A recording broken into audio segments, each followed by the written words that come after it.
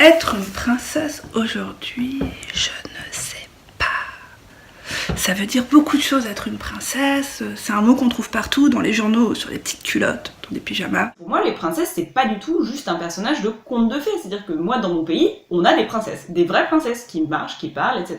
Pour moi, une princesse, ça a longtemps été un être un peu fragile, obéissant, cucugnangnang et dont la principale activité était d'attendre toute la journée que son prince vienne la délivrer. Mais ça, c'est un mensonge. Alors, pour moi, être une princesse aujourd'hui, c'est faire ce que l'on veut, sans se soucier de ce qu'on nous dit de faire. Voilà. Pour moi, être une princesse aujourd'hui, c'est choisir d'être au centre de l'histoire qui est racontée. J'ai envie de dire, c'est d'avoir la classe quoi qu'on fasse. Pour adapter la formule de Simone de Beauvoir, je dirais que aujourd'hui, on ne naît pas princesse, on le devient.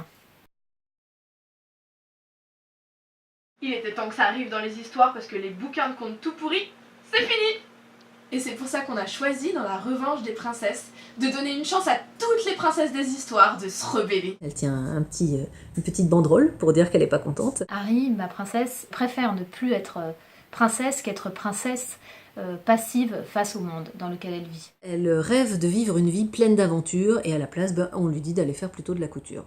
C'est pas vraiment ce qui la branche. Donc moi, ma Mathilde, j'ai voulu...